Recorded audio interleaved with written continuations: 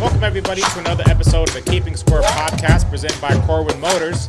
This week I will discuss what happened in the state cross-country finals, playoff soccer, and some football team seasons coming to an end while others turn their focus to the playoffs.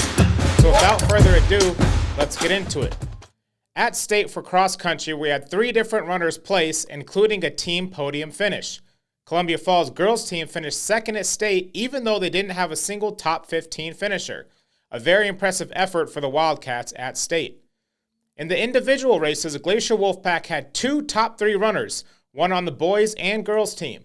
Sophomore Lauren Bisson finished 3rd place with 18:34 in the 5,000 meter race, and in the boys event, Owen Thiel finished 15:45 with his time, just 7 seconds behind the leader. Lauren and Owen were both honored with our Poster Player of the Week honors, the first time we ever chose 2 athletes, so congratulations to both of them. Flathead's Robbie Neela finished 15th in the 5,000 meters race, a good enough finish to qualify him for all-state honors. For the soccer teams in the Valley, it was a rough weekend for all the teams except for the Whitefish boys, who advanced to the title game with the 4-3 win over Stevensville. Kyler Johnson scored twice, and Henry Barberi and Rowan Perkins each added a goal. The girls lost their matchup 3-0 against Laurel. Glacier boys lost their matchup with Gallatin 2-0 in double overtime to end their season. The girls played Bozeman and were outscored 8-0 to finish their season as well, but congratulations to both teams on a very successful year. At Columbia Falls, both the boys and girls teams had very close losses in tough battles with Billings Central. The girls lost 3-2 and did all they could on goals from Annika and Tatiana, but it wasn't enough. The boys lost to Central 1-0, giving them their first loss of the season. So once again, great seasons by both teams. In volleyball, Glacier and Flathead both won in 5 sets on Saturday, with Glacier beating Butte and Flathead winning against Big Sky. Both teams head into their final games of the season before the divisionals begin next week. That should wrap up the biggest news in the area, so let's get into this week's Valley football recap. With Glacier on a bye this week after finishing the season 8-1, their crosstown rival Flathead played Missoula Hellgate for their final game of the season, with both teams in search of their first win. Unfortunately, Flathead came up short in a 21-14 loss, with a couple of costly turnovers being the difference.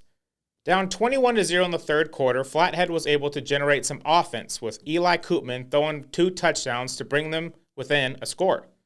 On their last drive, a costly penalty put the Braves in 4th and long, and Koopman's desperation throw was intercepted to end the game and their season.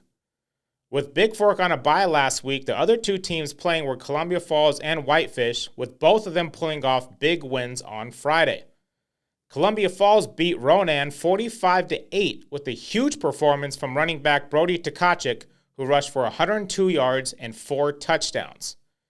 Whitefish also dominated their matchup with Browning, winning 69-0, scoring 10 total touchdowns, including 7 by 7 different rushers. Looking ahead, Whitefish will host Big Fork this Friday in the first round of the Class A playoffs. Columbia Falls hosts Corvallis as well on Friday, and as mentioned, Flathead didn't qualify. That should do it for all the big high school news this week in the Valley. Good luck to the Whitefish boys in the Soccer State Championship against Billings Central in a rematch of last year's state title game.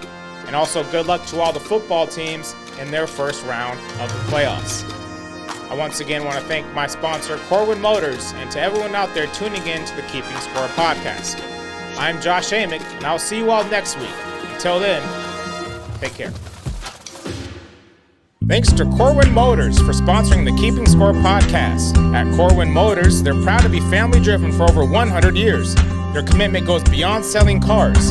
They're dedicated to serving our community and providing you with the highest quality vehicles to fit your lifestyle. Whether you're searching for reliability, style, or comfort, they got you covered. They understand that you rely on their website for accurate and up-to-date information, and it's their promise to deliver relevant, detailed content that meets your needs. So if you're in the market for a new Chevrolet or just want to learn more, visit CorwinMotorsKalispell.com.